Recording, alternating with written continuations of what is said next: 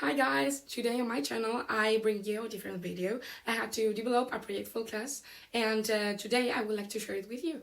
Inside video. The Ukrainian war has obligated many people with children to migrate to other countries as refugees to save their lives.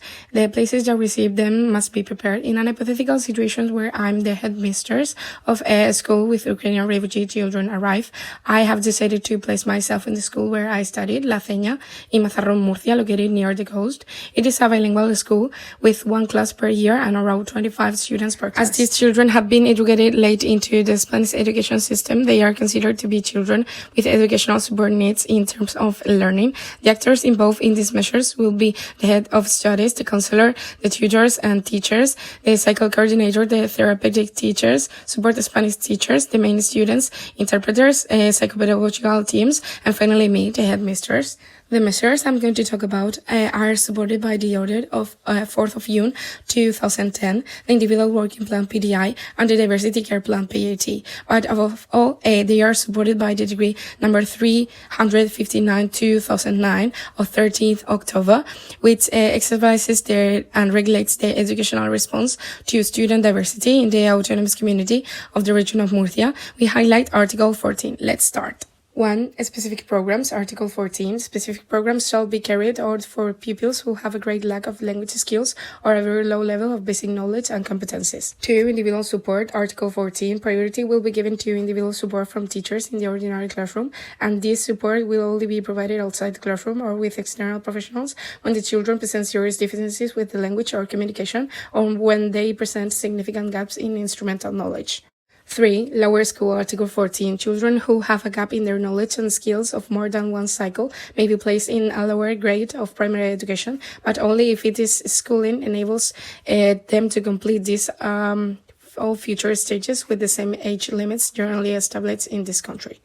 A specific program of Spanish for foreigners. Article 14. For children whose first language is not Spanish and in whom a great linguistic deficiency is evident, they will be able to follow a specific program of Spanish for foreigners with support Spanish teachers.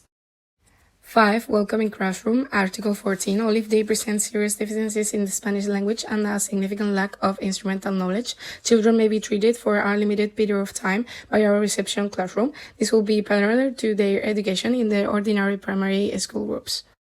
6. Peer support. Another fundamental idea that I believe should be included is peer support and help. In order to get to know the center, resolve doubts, or simply make friends and welcome the refugee children, the children in the center could help them in peer tutoring dynamic.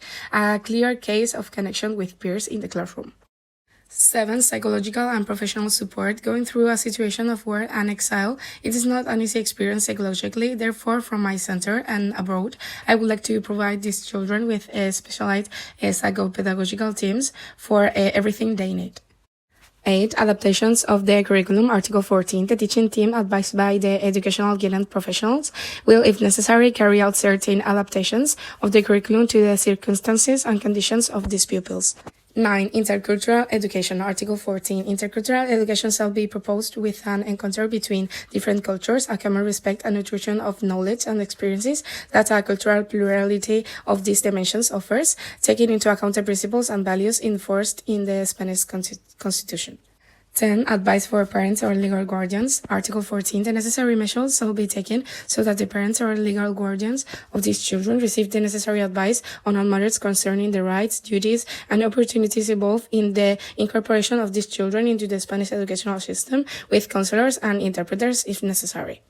The types of relationships involved in these measures include teacher-student relationships, where teachers must be responsible and inclusive toward refugee children so that the working environment is good, the children learn in the best way possible.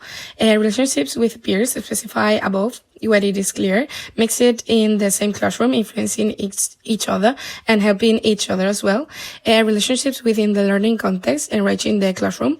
Relationships beyond the classroom, helping them with aspects of their life that go beyond school, the personal context, and relationships within learning, connecting new concepts with what they already knew previously, improving their knowledge. Gallagher considered that today, in an increasingly interconnected world, schools are at the center of the ongoing pursuit of coexistence in multi-ethnic and multicultural societies. If I were to run a school as a principal, making decisions by consensus, these are 5 points I will include in my program.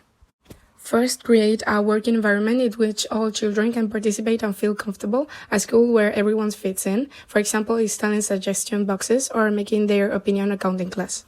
Secondly, to make all children and teachers feel culturally and religiously welcome in the school by respecting cultural diversity so that children are able to become respectful, sensitive, and kind people. Thirdly, an interpretation of the curriculum, not changing it, but playing a little with the contents and giving it the focus in which our children will be able to develop integrally for their future, respecting cultural differences. Fourth, to promote tolerance and respect among our children, team, and families, to defend equality between men and women, and to give visibility to minorities and respect their rights with unified classes without segregation by gender, grades, or stereotypes. And last, language. It is well known that in Spanish schools, every day we meet children and families who do not speak Spanish or speak only a part of it. A measure in having teachers prepared to tutor in English or Arabic and offering quality and language support and reinforcement classes with qualified professionals. As Starkey said, schools are complex organizations. They are interrelated. And related to complexing theory, what we can do as educators could be take action in all we could in a school. Every measure that I've just talked about is related to the context with the language, culture, religion of teachers, students, families, diversity and redundancy, being receptive to changes, new ideas, as the suggestion boxes, balancing randomness and deterministic order, emergency knowledge through connections by establishing relationships between groups, students, resources, and chains in a school. Its traditional view, past, and concept. This is how each of the above, as I have already explained individually, could pursue coexistence within all the different complexities. Related to these aspects, I will act with a participative role. I choose this one because this means moving away the authoritarian ideal to treat all the members with dignity and put decisions in consensus. The participative headmaster gives importance to people's social needs and respect for diversity in team members. But this role has some nuances from the transactional one because it wants the inclusiveness for all races and gender, and as a moral leadership with a right for others. Taking into account the different laws that draw the steps to achieve an integrative school, we consider 6. In 1970, the General Law of Education was a good first step, as it proposed for the first time in history the creation of special education classrooms in ordinary schools. Then, in 1988, the Law of Social Integration of the Handicapped obligated the administration to develop a school integration, in my opinion, a very consistent way to give a seriousness to the measure.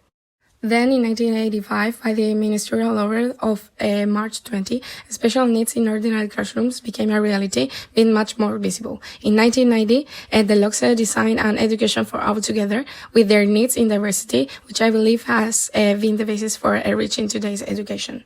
The LOE of 2006 continues with the principles of the LOCSE, but it also has new ones. It is considered a clear advance for a Spanish school to be integrative. It proposed a system based on a common education attending to diversity. And finally, let's talk about the LOMCE of 2013, which gives Spanish education a much more inclusive vision, since what it proposes is a branch education in which students advance according to their aspirations and strengths. Its 3 pillars are quality, equity, and integration. As Lorenzo Vicente said, there has been a slow but continuous progress in the right direction so that people with disabilities or with other types of specific educational needs achieve through education and other social measures the maximum development of their personality and their maximum social integration, the ultimate goal of education foreseen in democratic societies for our people without any type of exclusion. In this way, education has moved from being segregated to being inclusive, focusing on the group and not on the students, and changing from being a school where specially it assesses students with diagnostics and students programs to being a school where teaching and learning factors are examined and collaborating problem solving and strategies for teachers are used. So now I'm going to talk about my experience during the course. I really think it is very difficult to summarize all the work and effort of the whole semester in a single figure, but well, taking into account my performance in the group despite my personal situations, problems that we all have due to lifestyles, relationships with others, my attitude, my classmates, and the results of the assignments, as well as this video, I will give myself an 8.5 overall. Related to school organization, from the beginning until now, a crucial idea that I remember is that the schools are a set of organisms that interact with each other and that work in a complex way. And on this concept, I have been building the rest of my knowledge. Something about it that I could not have imagined before is how interconnected the school is, and all that really influences it, the complexities and all the types of relationships. I really come to extrapolate this to life in society, where we can also see the interaction and the complexities that can arise. On diversity, the main idea that I keep is that all children should be included, not only in school but in their environment, and additionally that education is a right. At least here, in other countries there are children who are not so lucky. I've always had very much in mind the fact that a school that really wants its students to be educated integrally to live in society in the future must take into account the diversity among students, but it has not been until now that I have studied the subject that I really know that it is a very important aspect that all education in the world should have, but now, unfortunately, either by cultural or social factors, it is not always the case. By preparing this video, apart from reviewing all the content of both parts of the subject, I've improved my skills with the video editing up, my synthesis, organization, and writing and verbal expression in English, which I think is very important for my professional and personal future in society. During this project, I reflect, and from my point of view, I think it is the subject that I will take into account the most when I become a teacher in ACT, since everything I've learned can be applied as a teacher, at least in our educational system and with our European concept of education. And this is the end of today's video. Hope you like it and see you in the next. Bye!